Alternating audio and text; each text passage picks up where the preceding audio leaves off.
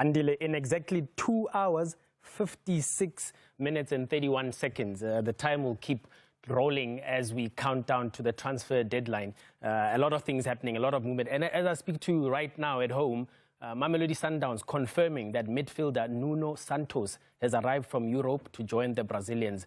Of course, they are trying to make adjustments and replace Luca Ribeiro, who's, according to sources, gone AWOL, but he's turned out in Spain in the second division. But let me bring you your attention to this first big story around Orlando Pirates, who were trying over the weekend to push to sign Andre de Jong of Stellies FC. But I did reach out to CEO Rob Bernardi, who says no chance that this deal is happening with such limited time to find a replacement. And I want to get the opinion of a man who knows all too well about moving from one club to another. 8 teams later. Come now, 8 teams. Let's be serious. Now, I think this is very interesting, but when you say Rob Bernardi, like, basically shut the deal down, I think it's because it's a last-minute thing. I know Stellies, we heard a couple of years ago with Icky Reyners when he wanted, Pizzo wanted him overseas. They didn't have a replacement for him, so they couldn't do it. So with De Jong, I think they haven't planned for it. They don't want to lose him if they haven't planned for his going. We saw when Reyners left, Mojela came in. When Jaden Adams left, Kiba came in. When Nduli left now, Mtiani came in. So they always want to have a ready replacement. So I don't think they'll do it in a hurry if they don't absolutely have to. Yeah, well, we'll be watching that closely and a few other transfer movements that are going to happen. Let's stick with the Orlando Pirates now, who have agreed a deal with Sekhukhune United for Tshepo Mashiloane. I can tell you this for a fact. Sekhukhune United were the ones who actually made inquiry for Tshepo Mashiloane, first at Baroka FC following his stellar season in the lower division. But the mighty Buccaneers beat them to his signature. But following a tepid start from the former right back of Baroka, not getting a lot of game time, they've now decided to agree to a loan deal to make sure that he improves and gets better to impress coach Absalam Wadu. Let's now look at other movements concerning Siwelele FC. This is a team that's in dire straits. I mean, the chairman is talking about cutting costs and not driving, or in fact, not flying more than 600 kilometers to get to their destination, and making changes. The CEO out, the assistant coach out as well. Willem Jackson coming in. I'll tell you who's also in. Keegan Johannes on loan from Mamelodi Sundowns, and Zakele Lepasa, a wanted man all around Durban City, Sekhukhune United, and he's finally now landed over at Siwelele FC for the remainder of the season. A free agent, by the way. He was not affected by the deadline day. He could have joined at any moment. That's the latest in South Africa. Let's switch focus a little bit, and I'm going to bring in Dr. Khumalo here. Raja Casablanca confirming that Darian Wilkin, as well as Fadlu Davids, saying their goodbyes to Simba SC in Tanzania and rejoining a club where they had much success with Joseph Zenbawa winning league and cup double, but leaving because they were not paid. I wonder if this time around, if they will get Machankura. Doc, a good move for Fadlu Davids? Yeah, I think it's a good move because he has been there before, and he has done well with Simba in Tanzania, runners-up for the Premier League in Tanzania, and also CAF Confederations Cup. But then the problem is that he brought in 2 South African players from Mamelodi Sundowns, De Rook and Moyema.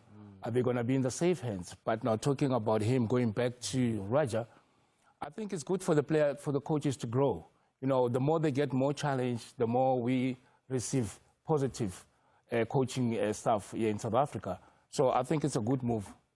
A good move, coaching positives, Dr. Khumalo, the legend says. But he won't be happy about this next story. I did catch up with Brendan Peterson, goalkeeper at Kaizer Chiefs, during the Carling knockout launch earlier today. And I asked him how the pending, imminent exit of coach Nazreddin Nabi has affected the team on the back of 2 successive defeats in South Africa here in the Betway Premiership, as well as in the CAF Confederation Cup over the weekend. Here's Brendan Peterson.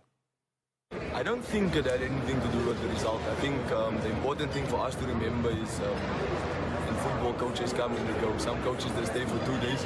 Some, they stay for 10 years. So I think for us as players, I think the important thing is to remember that we have a job at hand. You know, we can't dwell too much of what's happening around us and all of that. Yes, it might have impact on the team, but I think with us, you know, the experience we have in the team, it's for us is important to realize that we have games coming thick and fast. So for us is to focus ourselves on that, you know, and what we have to do regarding that. We have a technical team, we have people leading us that's been there. So it's for me, it's important for us to stay focused and focus on what we have to focus on. To try and focus in the middle of a storm is what they've got to now try and do, because Coach Nabi, not yet fired by Kaizer Chiefs, no formal word from the team has come out yet, but we do know that this is done. You look at the matches he's played, 35 of them. You look at his win rate, just under 40%. He has won the Nedbank Cup, saving Chiefs from a drought of 10 years and 1 day. I have to come to you, legend. Nabi gone from Chiefs. Is he gone? Yeah. Gone. He's gone from Kaizer Chiefs. I can tell you that with all certainty and surety. Is it? Yes. No, unfortunately, you know, I'm too far-fetched from talking about him gone and whatsoever, because, I mean, what he did there and what is happening now, they know better than us sitting here. And I don't want to be sending out false alarming out there. But then if he's gone, then that's the nature of the game, you know, because sometimes we sign you and then we let go at the end of the contract or whatever. But it's not the end of the contract. I know. Looking at how the situation is at the moment, it is difficult for one to say much about the situation, because neither of the camps are coming out with the truth in terms of what might have transpired. So neither of the camp has come out to say this is the problem. Can I tell you what's happened? It's a hearsay, probably. That I guarantee you. That I guarantee you. Because like that